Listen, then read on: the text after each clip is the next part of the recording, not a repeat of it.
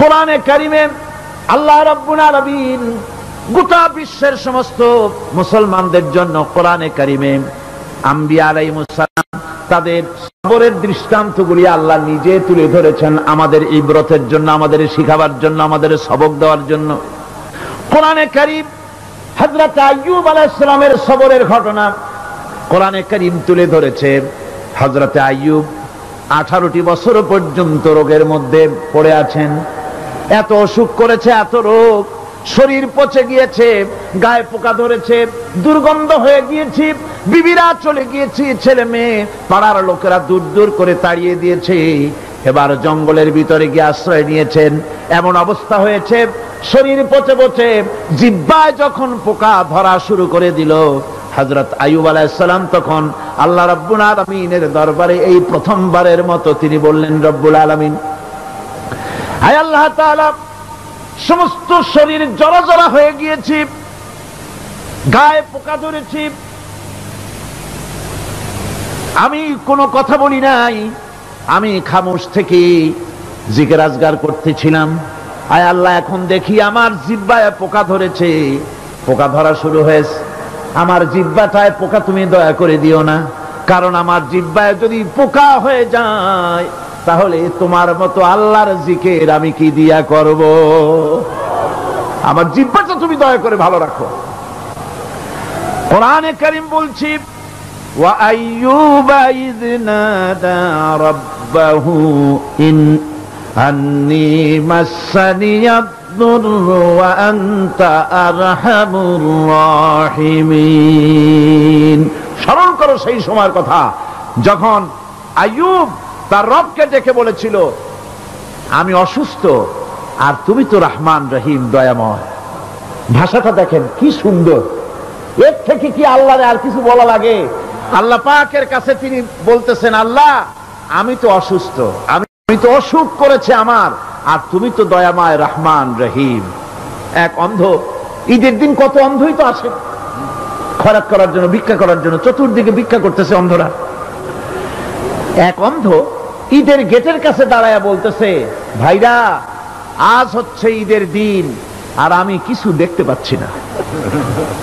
এ বেশি পয়সা পাইল, মানুষের দিন তার প্রতি আকৃষ্ট হয়ে গেছে। আরে কি কথা, আজ ঈদের দিন, সকলে আনন্দ করছে আর আমি কিছুই দেখতে পাচ্ছি না। সে কিন্তু কিছু চায় নাই। ভাষার ভিতরে, কথা বলার ভিতরে এ ধরনের টেকনিক আছে। হযরত আইয়ুব আলাইহিস সালাম বললেন না যে আল্লাহ আমারে মাফ করে দাও, কষ্টের মধ্যে আছি।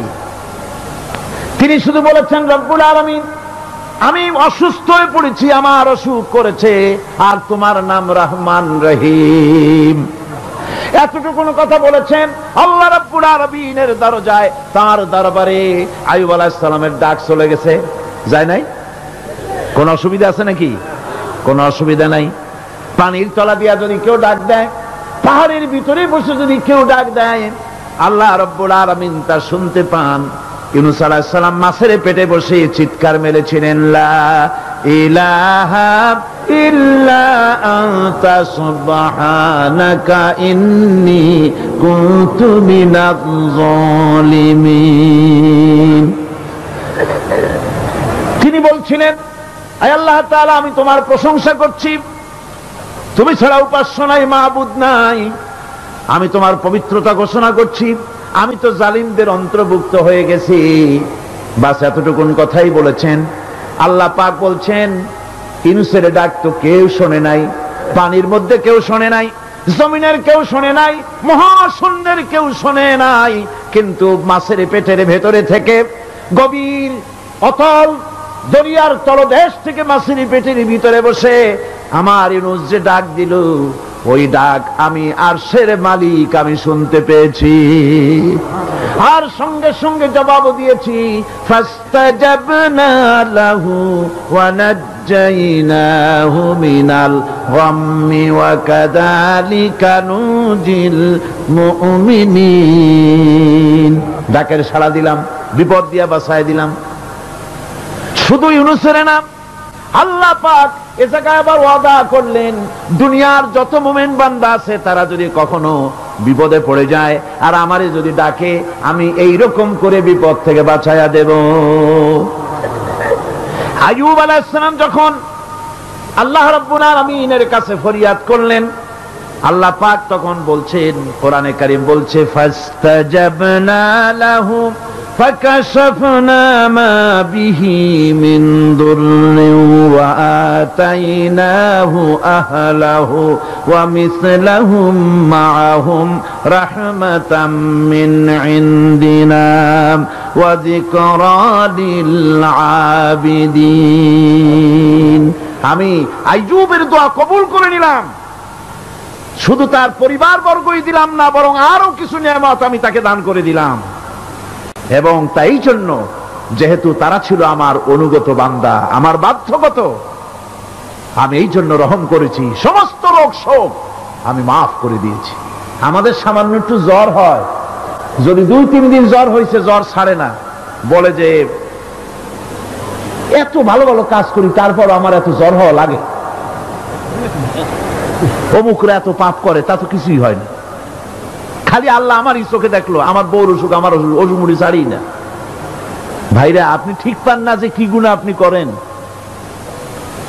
কোরআনে কারীম বলছি, ওয়ামা আসাবাকুম মিন মুসিবাতিন ফাবিমা কাসাবাত আইদিকুম ওয়া ইয়াফু আন কাসীর। যত বিপদ তোমাদের উপর আছে সব 2 হাতের কামাই করা। আর আমি তো অনেকগুলো ক্ষমা করে দেই। তোমরা যত পাপ করো, আকাম করো, সবগুলির শাস্তি যদি দুনিয়ায় দিতাম, সাহস করার সময় পেতে না। অসুখ হলেই অধৈর্য হয়ে যেও না, ধৈর্য ধরো। আল্লাহ পাক বলেন, শুধু আইয়ুব নয়, ওয়া ইসমাঈল ওয়া ইদরিস ওয়া যাল কিফলি কুল্লুম মিনাস সাবিরিন। এইভাবে করে ইসমাইল, ইদ্রিস, জুলকিফল সবাই ছিল ধৈর্যশীল। জোরে বলেন সুবহানাল্লাহ। ধৈর্যের চরম পরাকাষ্ঠা ছিলেন তিনি। কোরআনে কারীম নবীদের এই কথাগুলি আমাদের শোনাচ্ছেন। হযরত ইয়াকুব আলাইহিস সালাম, কলিজার টুকরা সন্তান হযরত ইউসুফ আলাইহিস সালামের জন্য তার মনটা পাগল ছিল।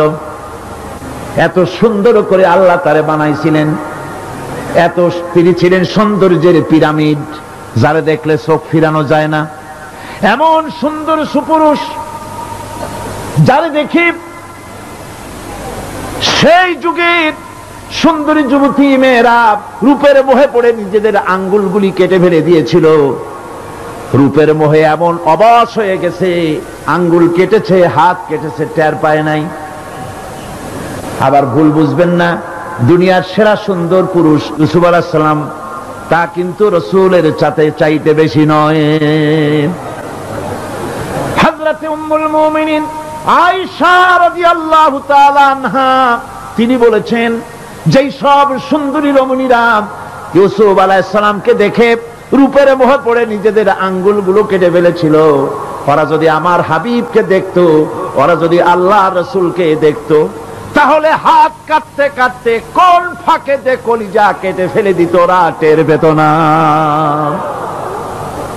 আমার বন্ধুগণ, হযরত আইয়ুব আলাইহিস সালাম সন্তানের মায়া, অন্যান্য ভাইরা হিংসায় পড়ে গেল, তারা নিয়ে তাকে কুয়ায় ফেলে দিল। সেখান থেকে তারা একটা ছাগল বা কোনো পশু জবাহ করে তার রক্ত মাখাইয়া জামায়ানে হাজির করে দিল। হযরত ইয়াকুব আলাইহিস সালামের সামনে যে তালে নিয়ে খেলা করতে গিয়েছিলাম, আমরা খেলায় লিপ্ত ছিলাম, বাগে খাইয়া ফেলাইছে। এগুলি কি গপ্প? এগুলি কি কোরআন? আল্লাহ পাক শোনাচ্ছেন, বিশ্ববাসীকে শোনাইছেন। সূরা ইউসুফের চাইতে এত সুন্দর উপখ্যান গোটা পৃথিবীতে আর নাই। সুবহানাল্লাহ। অনেকে ইউসুফ জুলাইখার কেসা খুব মজা করে পড়ে, ফুর্তি করে, প্রেমের গল্প পড়ে। এটা কোনো প্রেমের গল্প নয়। ইউসুফ আলাইহিস সালাম, জুলাইখা ইউসুফ আলাইহিস সালামের জন্য কাঁদতে কাঁদতে চোখ কানা হয়ে গেছে। এরপর ইউসুফ আলাইহিস সালাম জুলাইখারে পাওয়ার জন্য পাগল হয়ে গেছে। নাউজুবিল্লাহ, এটা হয়নি কখনো। তিনি আল্লাহর পয়গম্বর। আর আল্লাহ কেমনে তারে বাঁচিয়েছেন? যখন জুলাইখা ঘরের ভিতরে সুন্দর করে যৌন উন্মাদনামূলক চিত্র অঙ্কিত করে ঘরের মধ্যে আটকায় দিয়েছে, তালা লাগায় দিয়েছে, আর নিজে যৌন উদ্দীপক কাপড় চোপড় পরেছে, না পরার মতোই, সে যুগের সুন্দরী মেয়ে জুলাইখা। তার কুপ্রবৃত্তিকে চরিতার্থ করার জন্য আহ্বান করা হয়েছে। হযরত ইউসুফ আলাইহিস সালাম লক্ষ্য করে দেখলেন এমন জায়গা, এখান থেকে পালাবার তো পথ নাই, দরজা বন্ধ করে দিয়েছে। তিনি শুধু তখন কেবলমাত্র আল্লাহ রব্বুল আলামিনকে ভয় করলেন। আল্লাহকে ভয় করে আল্লাহর নাম নিয়ে যখন তালাবদ্ধ দরজার দিকে দৌড় দিয়েছেন, আল্লাহ রব্বুল আলামিন আপন কুদরতে তালাগুলি খুলে দরজা তার জন্য উন্মুক্ত করে দিলেন। ইউসুফ আলাইহিস সালামকে ফালাই দিয়ে এভাবে করে কাপড় এনে দিল তার সামনে, রক্তমাখা কাপড় পেয়ে হযরত ইয়াকুব আলাইহিস সালাম সন্তানদের মুখে কাহিনী শুনে তিনি কি বললেন? কোরআনে কারীম তা কোট করেছে, তিনি চিক দিলেন না, ফাল দিলেন না, ফিট হয়ে পড়লেন না। তিনি বললেন, কলিজার টুকরা সন্তান তার মরার খবর শুনেছেন। তিনি বললেন কি?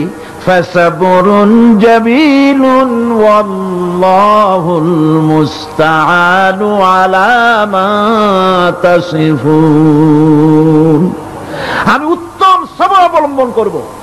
তোমরা যে কাহিনী রচনা করেছো এর বেলায় আমি আল্লাহর কাছে সাহায্য চাই, আমি উত্তম সবর অবলম্বন করব। আমার ভাইয়েরা, 11 ভাই মনে করেছিল ইউসুফ আলাইহিস সালামকে মরণ কুয়ায় ফালাই দিছি। তারা তো ঠিক পায় নাই এটা মরণ কুয়া না, এটা হচ্ছে একটা সুড়ঙ্গ, যাকে ইংরেজিতে বলে টানেল। এটা এমন একটা সুড়ঙ্গ, ওরা মনে করেছে মরণ কুয়া। কিন্তু আল্লাহ রাব্বুল আলামিন এই কুয়াতে এমন বানালেন, ওরা একদিকে ফালাই দিল মরণ কুয়ায়, এই কুয়ার আর এক মুখ দিয়া আল্লাহ রাব্বুল আলামিন ইউসুফ আলাইহিস সালামকে নিয়ে মিশরের সিংহাসনে বসায়া দিলেন। এটা মরণ কুয়া নয়, এটা রাজ সিংহাসনে বসার সুড়ঙ্গ পথ। ইউসুফ আলাইহিস সালাম আজ প্রেসিডেন্ট, সুবহানাল্লাহ, প্রেসিডেন্ট হয়ে বসে আছেন। ওদিকে কেনানে অভাব লেগে গেছে, সেখানকার মানুষেরা সাহায্য নিতে এসেছে, ওই 11 ভাইও আসছে। হযরত ইউসুফ আলাইহিস সালাম দেখেই চিনে ফেলেছে, ওরা কিন্তু তখনও ঠিক পায় নাই। হযরত ইউসুফ আলাইহিস সালাম চিনে ফেলেছেন। এখন কি করা উচিত? সবগুলাকে ঠ্যাং উপরের দিকে উঠাইয়া তারপরে সমানে ধোলাই দেওয়া হইতো স্বাভাবিক ছিল, আমাদের মতো মানুষ হইলে, ঠিক কিনা? পিটাও, ঠিক তো বলবেনি, অভ্যাস তো এটাই।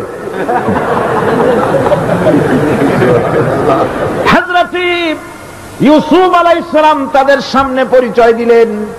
তারা যখন বুঝতে পারল, লজ্জায় তাদের মাথা হেট হয়ে গেল। হযরত, তারা এক তো লজ্জা, আর 2 নম্বরের ভয়, জান নিয়া কেনানে কেউ ফিরে যাইতে পারবো না। এখন অবস্থা হয়েছে যে জীবনই যায় নাকি এখানে। হযরত ইউসুফ আলাইহিস সালাম ভাইদের এই করুণ দুরবস্থা বুঝতে পারলেন, বুঝে চরম ধৈর্য ধরে তিনি কি বললেন? তিনি বললেন, লা তাসরিবা আলাইকুমুল ইয়াউম। ও ভাইরা, তোমাদের বিরুদ্ধে আমার কোনো ক্ষোভ নাই, দুঃখ নাই, বিদ্বেষ নাই, হিংসা নাই, আল্লাহর রাস্তায় মাফ করে দিলাম। সুবহানাল্লাহ। এর নাম পয়গম্বর। এর নাম কি? পয়গম্বর। কিসের লেনিন, কিসের মার্কস? জওয়ানেরা, ভুল পথে মানুষ চলেছিল, আলহামদুলিল্লাহ আল্লাহ এগুলারে ডাস্টবিনে ফালাই দিছে। কারণ আলহামদুলিল্লাহ, আলহামদুলিল্লাহ।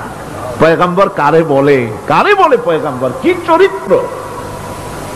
রাসূল করিম সাল্লাল্লাহু আলাইহি ওয়াসাল্লাম, তাকে একজন সাহাবী বলছিলেন, হুজুর বলছেন এই কামটা করলা না কেন?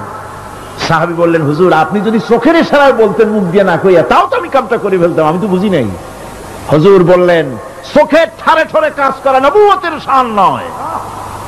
আল ওয়াদুহু ওয়াস সারাহা, নবীরা যা করেন তা ডাইরেক্ট, কোনো বক্রতা নাই, স্পষ্ট কথা। আমার ভাইরা, হযরত ইউসুফ আলাইহিস সালাম বিনিয়ামিনকে কাছে নিয়ে পরিচয় দিলেন তার ভাইদের সামনে। কোরআনে কারীম বলছে, ক্বালা আনা ইউসুফ ওয়া হাদা আখি قد من الله علينا إنه من يتقي ويصبر فإن الله لا يضيع أجر المحسنين। আমি ইউসুফ আর এই হচ্ছে আমার ভাই। আল্লাহ আমাদের উপর ইহসান করেছেন। প্রকৃতপক্ষে যারা আল্লাহকে ভয় করে এবং সবর এখতিয়ার করে, আল্লাহ এভাবে তাদেরকে তাদের আমলকে নিষ্ফল হতে দেন না। আমার এই জামাটা নিয়ে যাও। হযরত ইয়াকুব আলাইহিস সালাম কলিজার টুকরা সন্তান ইউসুফ আলাইহিস সালামের বিরহ যন্ত্রণায় ছেলেকে কতদিন দেখে না, কাঁদতে কাঁদতে চোখ দুটো অন্ধ হয়ে গেছে। মিশর থেকে কেনানের দিকে জামা রওনা হয়েছে। কোথায় মিশর, কোথায় কেনান? জামা যখন রওনা হয়ে গেছে, হযরত ইয়াকুব বলতেছেন, আমি যেন আমার ইউসুফের গন্ধ নাকে পেতেছি। জামা চলে এলো, চোখের উপরে রাখলেন, আল্লাহ রাব্বুল আলামিন তাকে চক্ষুষ্মান বানায়া দিলেন। ভাইরা আমার, পয়গম্বরেরা সবর করে গোটা দুনিয়ার মানুষের সামনে দৃষ্টান্ত সেট করেছেন সবর কারে কয়। আমার ভাইরা, হযরত ইব্রাহিম আলাইহিস সালামের কথা আল্লাহ পাক কোরআনে কারিমে বলছেন সবর কারে কয়। দেখো, শেখো সবর কারে কয়। আল্লাহ পাক বললেন, ইব্রাহিম তোমার বিবি আর তোমার নবজাতক এই সন্তানকে রেখে আসো মক্কা নগরীতে। তিনি চলে গেলেন। সেখানে ঘর নাই, বাড়ি নাই, কিচ্ছু নাই, চতুর্দিকে ধুধু বালু আর মরুভূমি। হযরতে হাজরা বলছেন, ইব্রাহিম সামান্য পানি আর খাবার দিয়া আমার সন্তান শুদ্ধ এখানে রেখে যেতেছো, আমি কি অপরাধ করেছি? কোনো জবাব নাই। দুইবার তিনবার বলার পরে হাজরা বলছেন, ইব্রাহিম গো, তবে কি আমার আল্লাহর হুকুম মতো আমারে রেখে যাচ্ছ নাকি? হযরত ইব্রাহিম আকাশের দিকে আঙ্গুল উঁচু করলেন। কথা বলবেন, বাক শক্তি বেরোচ্ছে না। 80 বছর বয়সের সময় একটা বাচ্চা আল্লাহ তারে দিচ্ছেন। আর এমন বাচ্চা, পয়গম্বরের ছেলে, কি সুন্দর চেহারা, মরুভূমির উপরে ফালাই দিয়ে রওনা হয়ে যাচ্ছেন। মুখ দিয়া কথা সরছে না, আকাশের দিকে দেখালেন। হযরত হাজরা বুঝতে পারলেন। হযরত হাজরা বলেন, ইব্রাহিম কোনো চিন্তা নাই, নিশ্চিন্ত মনে বাড়ি ফিরে যাও।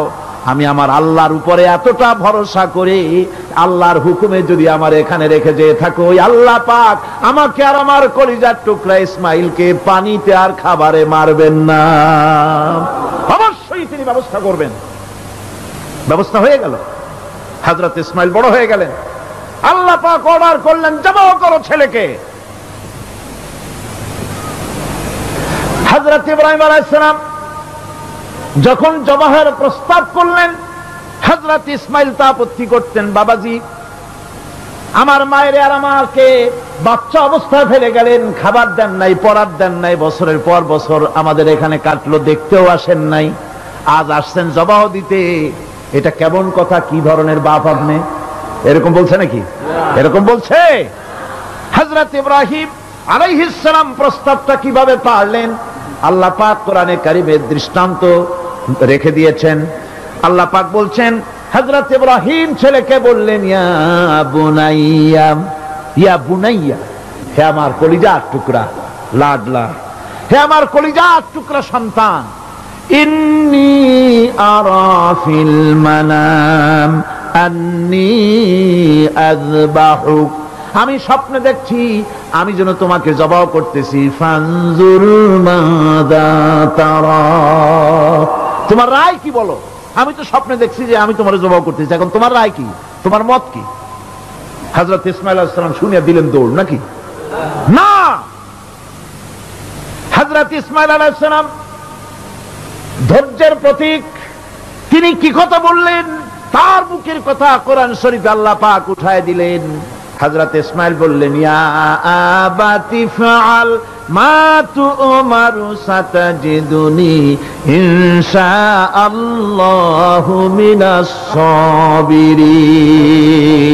হে আমার পিতা, আপনি যে ব্যাপারে আদিষ্ট হয়েছেন আপনি তা পালন করুন, অবশ্যই আমাকে ধৈর্যধারীদের মধ্যে পাওয়া যাবেন। সুবহানাল্লাহ। এক বর্ণনায় এসেছে হযরত ইসমাঈল বললেন, আব্বাজান আমি ধৈর্যধারীদের ভিতরে আমারে পাবেন, তবে জবাহ করার আগে আমার হাত পাটা একটু বেঁধে নেন, কারণ জবাহের যন্ত্রণায় আপনার গায়ে যদি আমার হাত পাও লেগে যায় তো বেয়াদবি হয়ে যেতে পারে।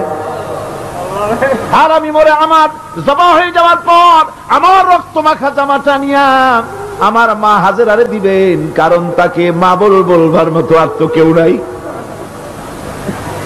হযরত ইব্রাহিম তাকে বাঁধবার জন্য প্রস্তুতি নিলেন। হযরত ইসমাঈল বলছেন, আব্বাজান বাঁধবেন না, বাঁধার প্রয়োজন নাই। বলে কেন? একবার বাঁধতে বললে আবার তুমি নিষেধ করছো কেন?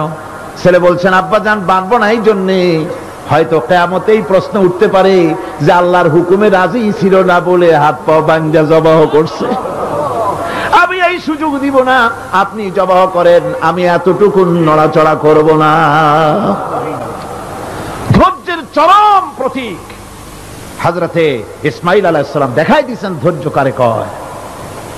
আমার বন্ধুগণ, এই পৃথিবীর সবচাইতে ধৈর্যের বড় প্রতীক হতেছেন ইমামুল মুরসালিন, আশরাফুল আম্বিয়া, সাইয়্যিদুল মুরসালিন জনাবে মুহাম্মাদুর রাসূলুল্লাহ সাল্লাল্লাহু আলাইহি ওয়াসাল্লাম। আমার বন্ধুগণ, সবচাইতে বড় ধৈর্যের প্রতীক তিনি। কাউকে একটা গালি দেন নাই জীবনে, কাউকে ঠাট্টা করেন নাই, কাউকে মারেন নাই, কারো মনে দুঃখ দেন নাই। তিনি দুঃখ পেয়েছেন, তিনি কাউকে দুঃখ দেন নাই। তিনি কষ্ট পেয়েছেন, কাউকে কষ্ট দেন নাই। আমার ভাইয়েরা, তায়েফের ময়দান, আমার নিজের চোখে তায়েফে যেদিন আমি তায়েফ দেখলাম, আমি তায়েফে ঢুকেছি, জীবনে কোনোদিন যাই নাই। রমজান মোবারকে আমি সেখানে গেলাম, আমাকে বসার জন্য তারা নিয়ে যাবে। আমি বললাম আগে বসবো না, আমারে আগে নিয়ে যাও, আমার নবীকে কোন জায়গায় ওরা মেরেছিল সেই জায়গাটা দেখাও।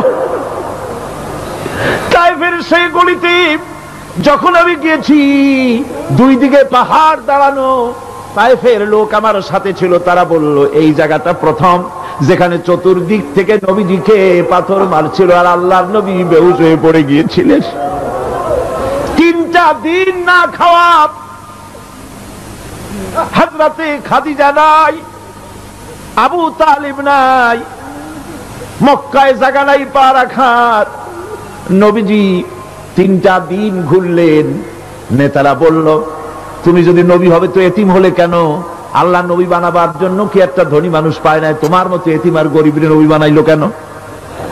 আল্লাহ নবী 3 দিন পর যখন দেখলেন কেউ দাওয়াত শোনে না, কেউ মানে না, কেউ গ্রহণ করে না, তখন তিনি নেতাদের অনুরোধ করলেন, ঠিক আছে দাওয়াত তো কবুল করলে না, তবে একটা কাজ করো, অন্তত আমি যে তায়েফে আসছিলাম এই খবরটা মক্কায় দিও না, ওরা আরো অত্যাচার বাড়ায় দেবে। এই কাফিরগুলি খবর তো মক্কায় পাঠালো আর সমস্ত যুবকদেরকে লেলিয়ে দিল। যুবকেরা চতুর্দিকে দাঁড়াইছে, রাসূলকে পাথর মারা শুরু করে দিল। আমি যখন রেল লাইনের থেকে হাঁটি, যখন রেল লাইন কোনো সময় দেখি, রেলের পাথরগুলি, রেল লাইনের পাথরগুলি দেখলেই আমার মাথায় যেন কেন তায়েফের কথা মনে এসে যায়। আরে মানুষের গায়ে পাথর মারলে কি অবস্থার সৃষ্টি হয়! পাথর নূরের শরীর, রহমতের শরীর, কিটি কিটি রক্ত ঝরছে। নবীজিকে জোর করে উঠাইয়া জবরদস্তি করে হাঁটার জন্য তারা ধাক্কা মারতেছে। আবার কিছুদিন গিয়ে নবীজি আবার বেহুশ হয়ে পড়েছেন, এইখান থেকে আবার উঠাইছে, আবার ধাক্কা মারতেছে। 3 নম্বরের আর একটা জায়গা আছে যেখানে ভাঙ্গা একটা মসজিদ। তায়েফের লোকেরা আমাকে বলল এই জায়গাটা হলো শেষ জায়গা যেখানে রাসূল করিম 3য়বারের মতো বেহুশ হয়েছিলেন, এখানেই হুজুরের রক্ত ঝরেছে বেশি। 2 রাকাত নামাজ পড়লাম, সিজদায় পড়ে আবুল কান্না কাল্লাম আল্লাহর কাছে। নবীজি যখন হুশ এসেছে, হযরতে জিবরাইল বলেন, ইয়া রাসূলুল্লাহ, আপনার এই কষ্ট দেখে ফেরেশতারা কাঁদতেছে, আপনি অনুমতি দিয়ে দেন এই 2 পাহাড়কে মিলাইয়া সমস্ত তায়েফবাসী কাফেরগুলি মাটির সাথে মিশাইয়া দেই। নবীজি বললেন, জিবরাইল, আমি যদি হুকুম করি আর আমার হুকুম মতো যদি এই কাম করো, একটা কাফেরও যদি না বাঁচে তাহলে কার মুখে পৌঁছাবো লা ইলাহা ইল্লাল্লাহু মুহাম্মাদুর রাসূলুল্লাহ। আমার ভাইরা, হুজুর সাল্লাল্লাহু আলাইহি ওয়াসাল্লাম উঠে বসলেন। এমন সময় হযরতে যায়েদ শরীরের রক্তগুলি মুছে দিতেছেন। হুজুর সাল্লাল্লাহু আলাইহি ওয়াসাল্লাম বসে দুইখানা হাত উত্তোলন করলেন। নবীজির চোখ থেকে পানি গড়ায় পড়তেছে। আরে কেউ নাই, আল্লাহ ছাড়া কেউ নাই সাহায্য করার। নবীজি হাত তুলে মোনাজাত করতেছেন, চোখ দিয়া পানি পড়ে দাড়ি ভিজে পড়তেছে, গায়ে দিয়া রক্ত ঝরতেছে। নবীজি কি দোয়াটা করলেন? বদদোয়া করলেন না, গজব দিতে বললেন না। নবীজি দোয়া করলেন, রব্বুল আলামিন, এই তায়েফের লোকেরা আজকে আমার সাথে যে ব্যবহারটা করেছে, ওরা বোঝে নাই যে আমি তোমার নবী, ওরা বোঝে নাই যে আমি তোমার রাসূল, না বুঝে আমার উপরে যে অত্যাচারটা করলো, আল্লাহ তুমি এই জন্য রাগ করে এই তায়েফে তুমি গজব দিও না। আল্লাহ পাক পরবর্তী সময় হুজুরকে স্মরণ করায় দিলেন, ওয়ামা আরসালনাকা ইল্লা রাহমাতাল লিল আলামিন। ও নবী, আপনি হচ্ছেন আমার সমস্ত সৃষ্টি জগতের জন্য আপনি আমার রহমত, আমার গোটা বিশ্বের জন্য আপনার, আমার সৃষ্টি জগতের জন্য আপনি আমার করুণা। একটা লোক রাসূলের এই কষ্ট দেখে বাগান থেকে এক গ্লাস আঙ্গুরের শরবত এনে হাজির করেছে। এত কষ্টের পর 3 দিনের না খাওয়া আঙ্গুরের একটা শরবত পাইয়া হুজুর খুব খুশি হলেন। শরবত গ্লাস পান করে হুজুর বলছেন, তোমার নাম না আত্তাস? তিনি বলছেন, হ্যাঁ হুজুর, আমার নাম আত্তাস। তোমার বাড়ি না ইউনূস আলাইহিস সালামের গ্রামে? বলে, হ্যাঁ আমার বাড়ি সেই গ্রামে। তা আপনি কি করে জানলেন আমার নাম আত্তাস আর আমার বাড়ি ইউনূস আলাইহিস সালামের গ্রামে? আপনি জানলেন কি করে? হুজুর বললেন, আমি নবী, হযরত ইউনূস নবী, একজন নবীর খবর আর একজন নবীর কাছে থাকে। রাসূল করিম সাল্লাল্লাহু আলাইহি ওয়াসাল্লাম সবর ইখতিয়ার করেছিলেন, ধৈর্য অবলম্বন করেছিলেন, আর আল্লাহ পাক তাকে নির্দেশ করেছেন, সবর করো। ওয়াত্তাবি' মা ইউহা ইলাইকা ওয়াসবির হাত্তা ইয়াহকুমাল্লাহ। তুমি কেবল সেই জিনিসের অনুসরণ করো যা আমি তোমার প্রতি অবতীর্ণ করেছি। আমি আপনার উপরে যেটা অবতীর্ণ করেছি ওটার অনুসরণ করুন, আর সবর ইখতিয়ার করুন যতক্ষণ না আল্লাহর পক্ষ থেকে চূড়ান্ত ফয়সালা না আসে। ধৈর্য ধরুন, ধৈর্য ধরুন। আমার ভাইরা, কাফেরদের নির্যাতনের মোকাবেলায় আল্লাহ পাক তার হাবিবকে সান্ত্বনা দিয়েছেন। যখন কাফেররা নির্যাতন করতেছে, আহারে হযরতে বেলাল নির্যাতিত, হযরতে সুমাইয়া নির্যাতিতা, হযরতে খাব্বাব, হযরতে খুবাইব, হযরতে আম্মার রিদওয়ানুল্লাহি তাআলা আলাইহিম আজমাইন, এত মার হতেছে। হযরতে ওমর হযরতে খাব্বাব রাদিয়াল্লাহু তাআলা আনহুকে খোলা গায়ে দেখে বলছিলেন, খাব্বাব রে, তোমার পিঠে এত গর্ত কেন? এত গর্তওয়ালা পিঠ তো আমি মানুষের দেখি নাই, এত চিকুন কোমরওয়ালা মানুষও তো দেখি নাই। তিনি বলেছেন, ওমর তুমি কি ভুলে গেছো? ইসলাম কবুল করার অপরাধী কাফির বেঈমানেরা আগুন জ্বালায়া আংটা আগুনের উপরে আমাকে চিৎ করে শোয়াছে। আমি যেন নড়াচড়া করতে না পারি সেজন্য আমার বুকের উপরে পাথর চাপা দিয়ে রেখেছিল।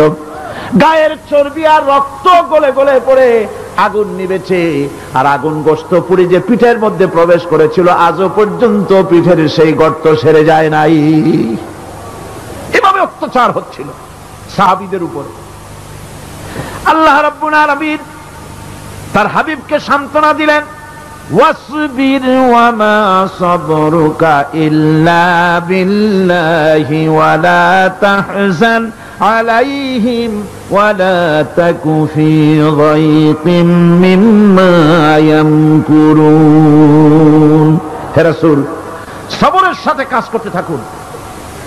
আপনার এই সবরের তৌফিক তো আল্লাহই দিয়েছেন, আর ওদের সমস্ত ষড়যন্ত্র, ওদের অপকৌশলে আপনি দুঃখিত হবেন না, চিন্তা করবেন না, ভারাক্রান্ত হবেন না। আপনি নিশ্চিত থাকুন। ওয়াসবির লিহুকমি রাব্বিকা ফাইন্নাকা বিআয়ুনিনা। হে নবী, আপনার রবের চূড়ান্ত ফয়সালা আসা পর্যন্ত ধৈর্য ধারণ করুন। আপনি তো আমার চোখের সামনে, সুবহানাল্লাহ সুবহানাল্লাহ, আপনি আমার চোখের সামনে, কে আপনাকে কি করবে আমি দেখবো না? সুবহানাল্লাহ। মন্ত্রী যদি, এই সলিমুদ্দিন মার্কা মন্ত্রী যত আছে, এই মন্ত্রীরা যদি কয় ব্যাটা তো ভয় কিসে, আমি তোকে দেখছি না, সাহসটা কেমন বাড়ে, কেমন বাড়ে সাহস। আর কোন মন্ত্রী ছাতা মাতা না, কোন প্রেসিডেন্ট রাজা বাদশা না, আকাশ আর জমিনের মালিক আমার আল্লাহ রাব্বুল আলামিন বলছেন, হাবিব কোন চিন্তা নাই, আপনি আমার চোখের সামনে। ওরা চায় আপনাকে দুনিয়া থেকে মিটাই দিতে, আর আমি চাই ওয়ারাফানা লাকা যিকরাক, আপনার প্রশংসা তো হবে গোটা বিশ্ব জুড়ে, সর্বত্র ছড়িয়ে যাবে আপনার নাম। সুবহানাল্লাহ বিহামদিহি। আল্লাহ পাক অন্যত্র বলেছেন, ওয়ালাকাদ কুযযিবাত রুসুলুম মিন ক্বাবলিকা ফাসাবারু আলা মা কুযযিবু ওয়া উযু হাত্তা আতাহুম নাসরুনা। হে মুহাম্মদ সাল্লাল্লাহু আলাইহি ওয়াসাল্লাম, আপনার পূর্বে অসংখ্য নবী রাসূল এই পৃথিবীতে আসছে এবং জুলুম আর নির্যাতনের শিকার তারা হয়েছেন। অবশেষে তাদের প্রতি আল্লাহর সাহায্য এসেছে। সুতরাং আপনাকেও ধৈর্য ধারণ করতে হবে, ধৈর্য ছাড়া কোনো পথ নাই, ধৈর্য আপনাকে ধারণ করতেই হবে। আর এই ধৈর্য ধারণ করলে পরে আল্লাহর চূড়ান্ত ফয়সালা আসবে, তখন আল্লাহ পাক মেহেরবানি করবেন। আমার ভাইরা, এই ধৈর্য পৃথিবীর সমস্ত পয়গম্বররা ধৈর্য অবলম্বন করেছেন, কখনো অধৈর্য হন নাই। দিন কায়েমের সংগ্রামে নবী রাসূলগণ দারুণ ভাবে সবর ইখতিয়ার করেছেন। বৃদ্ধবাদীদের সকল রকমের নির্যাতন, অপকৌশল, ষড়যন্ত্র, এই সব কিছু মোকাবেলা করেছেন ধৈর্যের নীতি অবলম্বন করি। কখনো ধৈর্যচ্যুতি তাদের মধ্যে ঘটেনি, বরং আল্লাহ রাব্বুল আলামিন তাদের প্রতি সন্তুষ্ট হয়েছেন। যারা এই ধৈর্য ধরেছে তাদের উপরে সন্তুষ্ট হয়ে আল্লাহ রাব্বুল আলামিন বলেছেন, ওয়া কাআইয়্যিম মিন নাবিয়্যিন কাতালা মাআহু রিব্বিয়ুন কাসীর। এর আগে অনেক নবী এসেছিলেন যাদের সাথে বহু আল্লাহওয়ালা লোক লড়াই করেছেন। ফামা ওয়াহানু লিমা আসাবাহুম ফি সাবিলিল্লাহি ওয়ামা যাফু ওয়ামা ইসতাকানু। আল্লাহর পথে তাদের উপর যত বিপদ এসেছিল তারা হতাশ হয়ে পড়েন নাই, দুর্বলতা দেখাননি, বাতিলের সামনে মাথাও নত করেন। ওয়াল্লাহু ইউহিব্বুস সাবিরিন। আর আল্লাহ পাক ধৈর্যশীল যারা, তাদেরকে আল্লাহ পাক ভালোবাসেন। আমার ভাইরা, ধৈর্যের পরিচয় রাসূল করিম সাল্লাল্লাহু আলাইহি ওয়াসাল্লাম উহুদের ময়দানে যখন আক্রান্ত হয়ে গেলেন, চতুর্দিকে কাফেররা ঘিরে ধরেছে, বাঁচার কোনো পথ নাই। সাহাবায়ে কিরাম রাসূলকে পাহারা দিলেন। যারা রাসূলকে পাহারা দিতে দাঁড়ায়ছেন, জীবন দিয়া পাহারা দিতে দাঁড়ায় গেছে, রাসূলের দিকে মুখ দিয়া, পিঠটা বাইরের দিকে দিয়ে রাসূলকে পাহারা দেওয়া শুরু করেছেন। হুজুরকে পাহারা দিতে যারা দাঁড়িয়েছিলেন, কাফের কর্তৃক নিক্ষিপ্ত কি তীরগুলি এসে যখন বিঁধতেছিল, শুধু একজন সাহাবী হযরত তালহার পিঠের ভিতরে রাসূলকে হেফাজতের জন্য 80টা তীর একজনের পিঠের মধ্যে গিয়ে ঢুকেছে। এক অসতর্ক মুহূর্তে নবীজির দান্দান মোবারক শহীদ হয়ে গেল, শিরস্থান ভেঙে গেল, লোহার কড়া প্রবিষ্ট হয়ে গেল কপালের ভিতরে। হুজুর মাথা ঘুরে পড়ে গেলেন। হযরত আবু উবাইদা রাদিয়াল্লাহু তাআলা আনহু হুজুরের মস্তক মোবারককে কোলে করে নিয়ে তারপরে বহু কষ্ট করে মাথা থেকে লোহার কড়া বের করলেন। এবার ওই কড়ার ছিদ্র দিয়ে রক্ত আসতেছে, মুখ দিয়ে রক্ত পড়তেছে, দাড়ি ভিজে যাচ্ছে।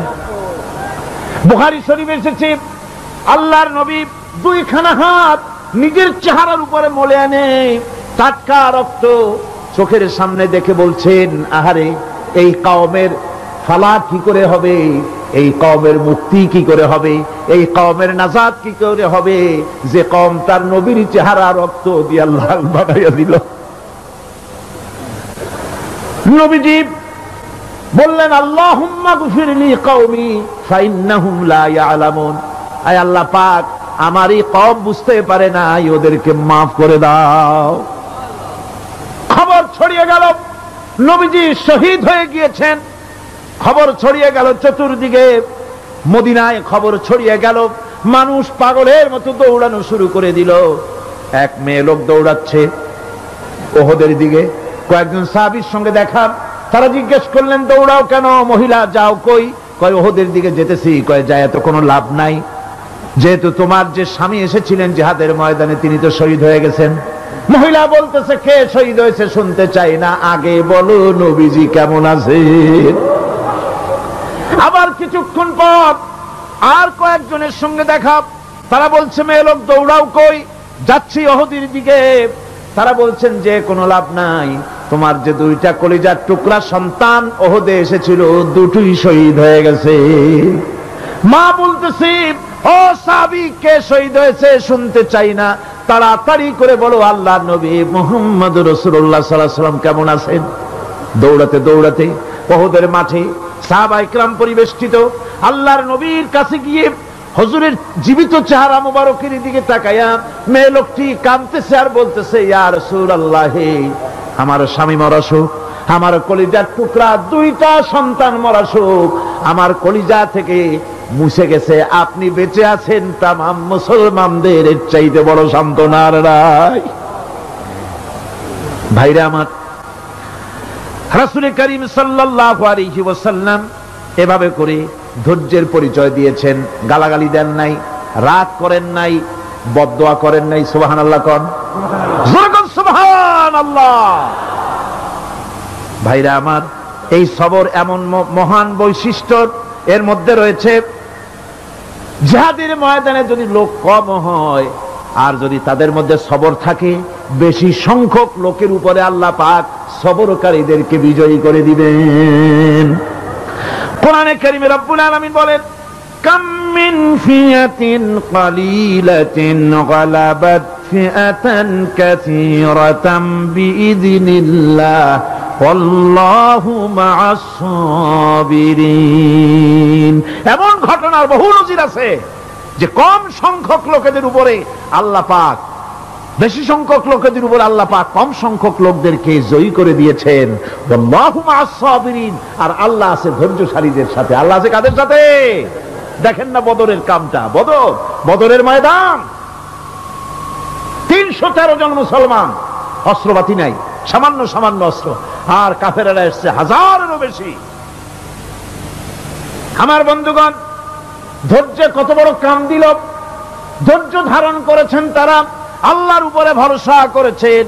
আল্লাহ রাব্বুল আলামিন অস্ত্রের কাজ কি দিয়া করায় দিলেন।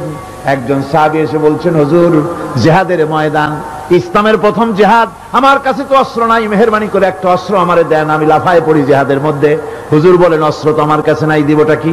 সাহাবী বলছেন, হুজুর, অস্ত্র না থাকে যা পারেন তাই দেন, আপনার হাত দিয়ে যা দিবেন আমি দাঁড়ায় থাকতে পারবো না, জিহাদে আমাকে শরীক হতেই হবে। নবীজি কাছে পেলেন একখানা শুকনা খেজুরের ডালখানা তুলে সাহাবীর হাতে তুলে দিলেন। সাহাবী বলেন, রাসূলের হাতের দেওয়া শুকনা খেজুরের ডালটা নিয়ে আমি যখন কাফেরদের ভিড়ের মধ্যে ঝাঁপায় পড়ে যখন শুকনা খেজুরের ডাল দিয়ে আঘাত দিলাম, তখন ধারালো তরবারি দিয়ে আঘাত করলে যে কাম হয়, শুকনা খেজুরের ডালের আঘাতে কাফের দ্বিখণ্ডিত হয়ে জমিনে পড়ে গেল। ভাইরা আমার, আল্লাহ রাব্বুল আলামিন সবর যারা করে, সংখ্যা যদি কম হয়, আল্লাহ পাক তাদেরকে বিজয়ী করে দেবেন, এই ওয়াদা আল্লাহ রাব্বুল আলামিন করেছেন। এই সবরের গুণ ছাড়া জান্নাতেও প্রবেশ করা যাবে না। সবর যদি না থাকে বেহেশতে যাওয়া যাবে না। ভালো করে মনে রাখেন, আল্লাহ পাক বলছেন, আম্মা হাসিবতুম আন তাদখুলুল জান্নাতা ওয়ালাম্মা ইয়া'লামিল্লাহুল্লাযীনা জাহাদু মিনকুম ওয়া ইয়া'লামাস সাবিরিন। তোমরা কি মনে করেছো এমনি বেহেশতে চলে যাবা? এটা কি মামু বাড়ির আবদার নাকি? এমনি বেহেশতে চলে যাবা? অথচ আল্লাহ রাব্বুল আলামিন এখনো দেখেন নেননি যে তোমাদের মধ্যে কারা জিহাদ করতে প্রস্তুত, কারা তোমাদের মধ্যে জিহাদ করে জান দেওয়ার জন্য প্রস্তুত, আর কারা ধৈর্যধারী, এটা তো আল্লাহ এখনো দেখে নেন নাই। সুতরাং হক এবং বাতিলের সংগ্রামে লিপ্ত হতে হবে। আল্লাহ দেখতে চান কারা জীবন দিতে চায়। সুতরাং ইসলামী আন্দোলনে যারা শরীক হবে তাদের বিপদ এবং মুসিবত দিয়ে আল্লাহ রাব্বুল আলামিন তাদের সাহসিকতা এবং ধৈর্যের পরীক্ষা নিবেন। কোরআনে কারীম বলছে, وَلَنَبْلُوَنَّكُمْ حَتَّى نَعْلَمَ الْمُجَاهِدِينَ مِنكُمْ وَالصَّابِرِينَ وَنَبْلُوَ أَخْبَارَكُمْ।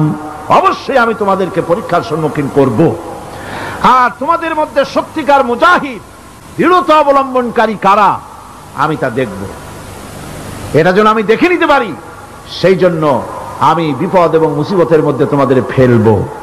ধৈর্যধারীদের উপরে আমার রহমত অবশ্যই থাকবে। সবর এমন এক সম্পদ যা ধারণ করলে পরে আল্লাহ রাব্বুল আলামিন রাষ্ট্রীয় ক্ষমতা দান করে দেন। কোন সুবহানাল্লাহ, জোরে কোন সুবহানাল্লাহ। ধৈর্য ধারণ করলে আল্লাহ রাষ্ট্রের মতো বিরাট নিয়ামত আল্লাহ হাতে তুলে দিবেন। তার প্রমাণ কোরআন শরীফ আল্লাহ বলছেন, বনি ইসরাইলরা মিশর থেকে যখন বহিষ্কার হয়ে গেল, তাদের যখন পা রাখার কোনো জায়গা থাকলো না, বনি ইসরাইলরা মিশর থেকে যখন বহিষ্কার হয়ে গেল, এরপরে আল্লাহ পাক তারা যখন ধৈর্য অবলম্বন করলো, আল্লাহ পাক তাদের ব্যাপারে বলছেন, ওয়া আওরাসনাল কওমাল্লাযীনা কানু ইউস্তাদআফুনা মাশারিকাল আরদি ওয়া মাগারিবাহাল্লাতী বারাকনা ফিহা। আর তাদের স্থলে আমি নির্যাতিত লোকদেরকে প্রতিষ্ঠিত করলাম। পশ্চিম এবং উত্তরের তাদেরকে আমি পশ্চিম এবং পশ্চিম এবং পূর্বের উত্তরাধিকারী তাদেরকে বানায় দিলাম। বিরাট এলাকা তাদের হাতে আমি তুলে দিলাম। ওয়া তাম্মাত কালিমাতু রাব্বিকাল হুসনা আলা বানি ইসরাঈলা বিমা সাবারু। আর এভাবে করে আল্লাহ পাক তার কথাকে পূর্ণ করলেন বনি ইসরাইলদের উপরে। সবর ইখতিয়ার করার জন্য, ধৈর্য ধরার কারণে আল্লাহ পাক রাষ্ট্রের মালিক তাদের বানায় দিলেন। জোরে কোন সুবহানাল্লাহ। সবর যদি করা হয়, তো যুদ্ধ যদি বাদে, যদি জিহাদ শুরু হয়ে যায়, আল্লাহ পাক বলেছেন ফেরেশতা দিয়ে সাহায্য করবে। যদি সবর থাকে তোমাদের, সবর থাকলে আল্লাহ কি দিয়ে সাহায্য করবেন? ফেরেশতা দিয়ে। কোরআনে কারীম বলছে, বালা ইন তাসবিরু ওয়া তাত্তাকু ওয়া ইয়াতুকুম মিন ফাওরিহিম হাদা ইউমদিদুকুম রাব্বুকুম বিখামসাতি আলাফিন মিনাল মালাইকাতি মুসাউমিমিন। হ্যাঁ, তোমরা যদি ধৈর্য অবলম্বন করো আর আল্লাহকে ভয় করে চলো, তাহলে এক্ষুনি আল্লাহ রাব্বুল আলামিন তোমাদের জন্য কাতারে কাতারে শৃঙ্খলাবদ্ধ 5000 ফেরেশতা দিয়ে তোমাদেরকে সাহায্য করবেন। সুবহানাল্লাহ। তোমাদেরকে ফেরেশতা দিয়ে সাহায্য করা হবে। তোমরা যদি সবর ইখতিয়ার করো, তাহলে সংখ্যা যদি কম হয়, বেশি সংখ্যার উপরে জয়ী করে দেব। ইয়াকুম মিনকুম 20 সাবিরুনা ইয়াগলিবু মিয়াতাইন। যদি তোমাদের ভিতরে ধৈর্যশীল 20 জন হয়, আমি 200 কাফেরের বিরুদ্ধে তোমাদেরকে জয়ী করে দেব। সুবহানাল্লাহ। তোমরা যদি হও ধৈর্যশীল 20 জন, 200 কাফেরের উপরে তোমরা জয়যুক্ত হয়ে যাবে। আর বিপদ আর মুসিবতে যারা ধৈর্য ধরে, তাদের জন্যই আল্লাহর পক্ষ থেকে সুসংবাদ। সুসংবাদ কাদের জন্য? ধৈর্যধারীদের জন্য। কোরআনে কারীম বলছে, ওয়াবাশশিরিস সাবিরিনাল্লাযীনা ইযা আসাবাতহুম মুসিবাতুন ক্বালু ইন্না লিল্লাহি ওয়া ইন্না ইলাইহি রাজিউন। সুসংবাদ সেই সব ধৈর্যশালীদের জন্য যারা নাকি বিপদ এবং মুসিবতে আসলে যারা বলে, কি বলে? পড়েন আমার সাথে, ইন্না লিল্লাহি ওয়া ইন্না ইলাইহি রাজিউন। এটা শুধু আমাদের লোকেরা কেউ বললে পড়ে, এরা শুধু মরার সময় নয়, বরং যে কোনো বিপদ আর মুসিবত এলে মোমেন বান্দা যারা, তারা কি পড়বে? ইন্না লিল্লাহি ওয়া ইন্না ইলাইহি রাজিউন। নিশ্চয়ই নিশ্চয়ই আমরা আল্লাহর জন্য এবং আমাদের সকলকেই আল্লাহর কাছে ফিরে যেতে হবে, প্রত্যাবর্তিত হতে হবে। সবরকারীদের জন্য রয়েছে জান্নাতের সুউচ্চ সম্মানের জায়গা। জান্নাতে সবচেয়ে সম্মানজনক জায়গা আল্লাহ রাব্বুল আলামিন ধৈর্যশালীদেরকে দান করবেন। কোরআনে কারীম বলছে, উলাইকা ইউজসাউনাল গুরফাতা বিমা সাবারু ওয়া ইউলাক্কাউনা ফিহা তাহিয়াতাও ওয়া সালামা। এরা হলো সেই সব লোক যাদেরকে প্রদান করা হবে বেহেশতের সুউচ্চ মঞ্জিল, কারণ তারা সবর ইখতিয়ার করেছিল, তারা সবর করছিল, এই জন্য বেহেশতের সবচাইতে ভালো জায়গা তাদের দেওয়া হবে। কোন আলহামদুলিল্লাহ, জোরে কোন আলহামদুলিল্লাহ। এবং জান্নাতে সবরকারীদেরকে সম্বর্ধনা দেওয়া হবে, সম্বর্ধনা দেওয়া হবে। খালিদিনা ফিহা হাসুনাত মুস্তাকাররান ওয়া মুকামা। চিরদিন তারা জান্নাতের ভেতরে বসবাস করবে এবং কতই না সুন্দর, কতই না উত্তম জায়গা সবরকারীদের জন্য আল্লাহ বেহেশতের মধ্যে রেখে যাবেন। জান্নাতে প্রবেশ করার সাথে সাথে চতুর্দিক থেকে ফেরেশতারা ছুটে আসবে সবরকারীদের জন্য। ওয়াল মালাইকাতু ইয়াদখুলুনা আলাইহিম মিন কুল্লি বাব। চতুর্দিক থেকে ফেরেশতারা তাদেরকে ইস্তেকবাল করবে, কি বলবে? সালামুন আলাইকুম বিমা সাবারতুম ফানি'মা উকবাদ-দার। তোমাদের প্রতি শান্তি বর্ষিত হোক, কারণ তোমরা পৃথিবীতে সবর অবলম্বন করেছিল। কতই না উত্তম জায়গা, কতই না সুন্দর জায়গা আল্লাহ রাব্বুল আলামিন সবরের বিনিময় তোমাদেরকে দান করেছেন। সুতরাং এই সবর হচ্ছে মুসলমানদের জন্য সবচেয়ে বড় নিয়ামত। আজ আমার তো মনে হয় পৃথিবীতে মুসলমানরাই সবচেয়ে বেসবর। ট্রেনে যাবে বসা নিয়ে বেসবর, টিকিট নিয়ে বেসবর, বাসের মধ্যে বেসবর, বাজারে যাবে বেসবর, স্কুলে যাবে বেসবর, যেখানে যান সব জায়গায় আমরা বেশি অধৈর্য, ঠিক কিনা কর? সামান্য সামান্য জিনিস নিয়ে ঝগড়া করা, মারামারি করা, এই হচ্ছে আমাদের ট্র্যাডিশন। ধৈর্য অবলম্বন করতে হবে জীবনের সকল ক্ষেত্রে, এই ধৈর্য আমাদেরকে রক্ষা করতে হবে। এই ধরনের ধৈর্য যদি আমরা অবলম্বন করতে পারি, তাহলে আল্লাহ পাক বলছেন, উলাইকাল্লাযীনা সাদাকু ওয়া উলাইকা হুমুল মুত্তাকুন। এরাই হলো ঈমানের দাবিতে সত্যবাদী। কোন আলহামদুলিল্লাহ। কারা কারা? না না, শুধু সবরকারী না, এই যে 10টা পয়েন্ট বলা হলো, কয়টা পয়েন্ট বলা হয়েছে? 10টি পয়েন্ট। সেই 10টি পয়েন্ট যারা পালন করবে এরা হলো ঈমানের দাবিতে সত্যবাদী, আর এরাই হচ্ছে প্রকৃতপক্ষের মুত্তাকি। আমরা মুত্তাকি বুঝি দাঁতে ছাতা, দাড়ি টাড়ি আশ্রয় না, জাব্বা জুব্বা গায়ে দিয়ে কোনো জায়গায় পড়ে থাকে, এটা বড় মুত্তাকি, খুব পরহেজগার। সালার চট্টর যদি পড়ে তাহলে তো আরো বড় পরহেজগার। জি, আর যদি কাপড় চোপড় মোটেও না থাকে তাহলে তো খাজা বাবা হয়ে গেল। নাউযুবিল্লাহি মিন যালিক। আর আল্লাহ বলছে মুত্তাকি কারে কয়? শোনো, এরে কয় মুত্তাকি যাদের মধ্যে এই 10টা গুণ আছে। এই 10টি সত্য যদি সম্পাদন করতে পারি, যদি আমল করতে পারি, জীবন ধন্য হয়ে যাবে। সেই 10টি কথা আমি আবার আপনাদের স্মরণ পটে তুলে দিতে চাই, প্যাকেট করে পকেটে উঠাই দিতে চাই, যেন বাড়ি নিয়ে যেতে পারেন। 1 নম্বর হচ্ছে 10টি পয়েন্টের 1 নম্বর আল্লাহর প্রতি ঈমান। 1 নম্বরে আল্লাহর প্রতি ঈমান, 2 নম্বরে পরকালের প্রতি ঈমান, 3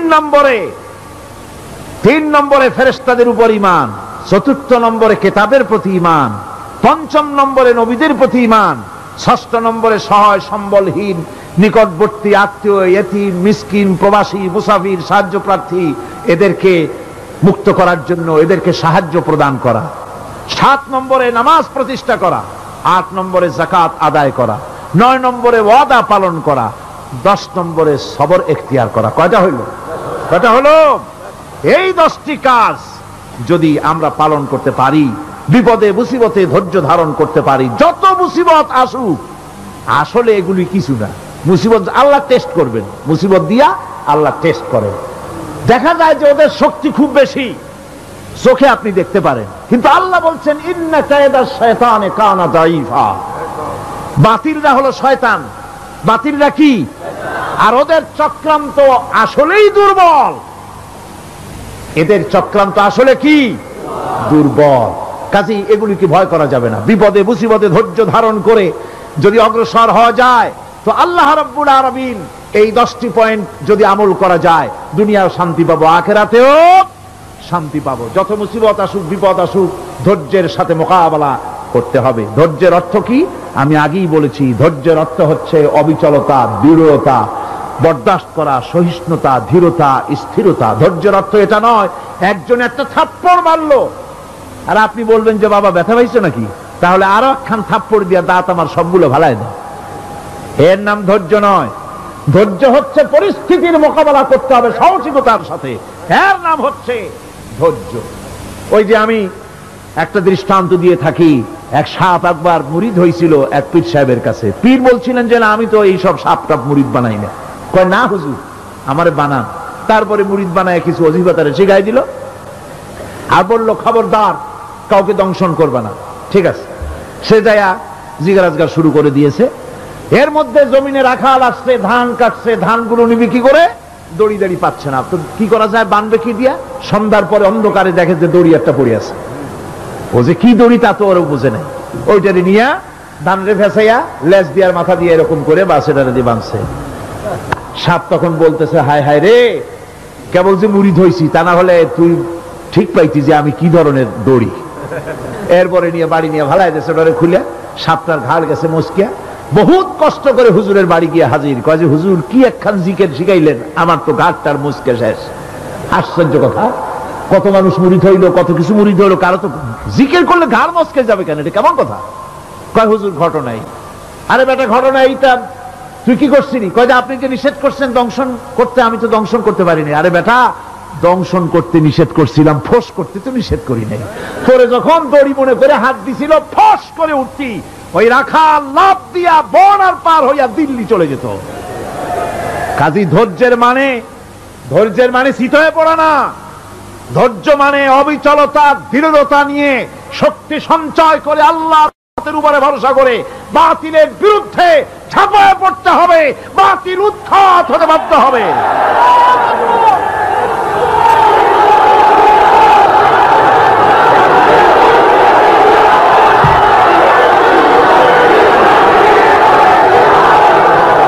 ভাইরা আমার,